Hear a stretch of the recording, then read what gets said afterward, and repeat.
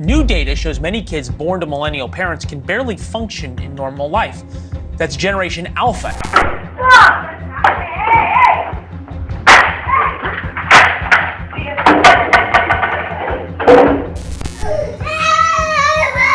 You can't have an iPod. No.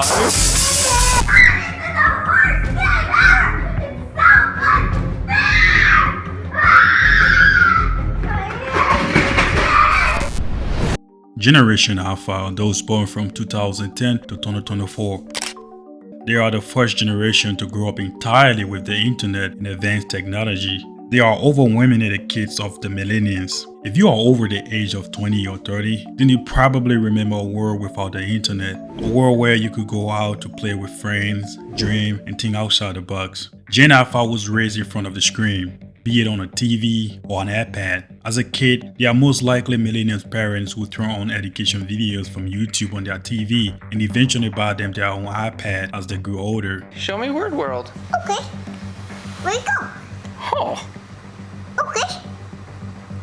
Right there. good job. Yeah. Gen Alpha is the most tech-savvy generation, and they almost cannot do without the internet. Many members of Gen Alpha avoid interacting with others in the real world because they spend so much time on their iPads. If you are a millennial, chances are you probably grew up using a smartphone, and for other generations before millennials, like Gen X and baby boomers, you probably didn't grow up using much technology. Gen Alpha is the first generation to grow up in a fully technological society with technologies such as social media, self-driving cars, search engines, and the list goes on.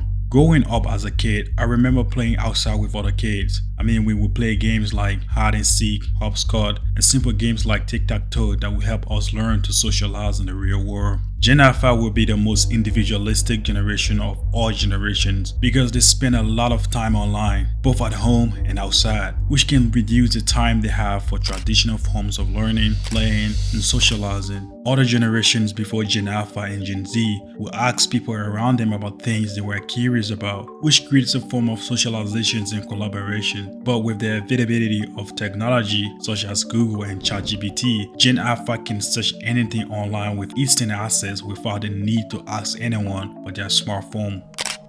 Everybody from Gen Z to baby boomers uses social media in some ways or form to stay in touch with people and stay informed about news and events they care about. Even with its advantages, people use social media to cyberbully others, pretend to be someone they are not, or feel more confident behind a screen. Social media pushes the isolation of Gen Z even further with platforms such as TikTok, Instagram, and Facebook. One of the primary ways that kids learn is through imitation of other people around them. They look at other people and try to do exactly what they see. Therefore, giving them access to endless opinions and information from random people around the world on social media can cause information overload. These kids then start to compare themselves with people they don't know and have never met, leading to low self-esteem and loneliness. The imitation of random people can cause kids to engage in harmful activities. For example, if a kid sees a young, beautiful influencer preaching the importance of skincare, the kid is more likely to get influenced by this and start to think that they also require these products to look beautiful. This can lead kids to use other beauty and makeup products that contain chemicals that are not suitable for them. Of course, kids won't be able to afford these products without the help of their parents because they are usually expensive.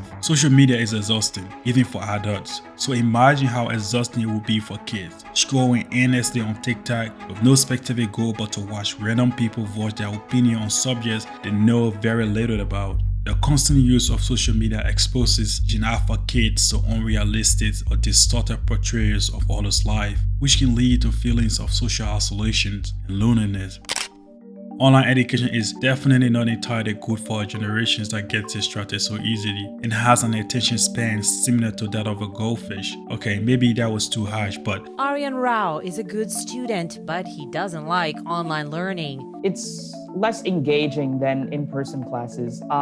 It's easier to get distracted, and there's a lot more opportunity to not do your work.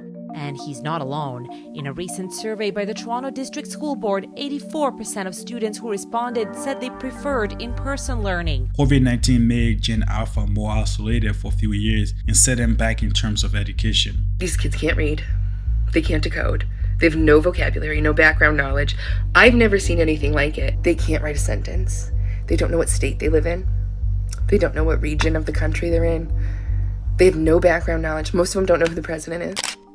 Gen Alpha are sometimes referred to as the iPad kids. Most of them were born when the iPad was launched in 2010, so the majority of Gen Alpha's early childhood was spent watching popular YouTube channels such as CoComelon and interacting with tablets and smartphones. Their creativity and imaginations are also reduced because they are not playing with toys to stimulate their imaginations. Some have become addicted to video games and would prefer to play video games all day rather than go out and play with friends. With popular games such as Fortnite, Gen Alphas have become even more isolated. They, however, do make friends online but become socially awkward in the real world when making friends, and some don't even try at all. Single parenthood is becoming more common, and it's affecting Gen Alpha. They are the generation more likely than any in the past century to spend some or all of their childhood in living arrangements without both of their biological parents. Social skills are developed through interactions with peers and adults. When children have fewer opportunities to engage in social activities, they may struggle with making friends, understanding social cues, and developing healthy relationships.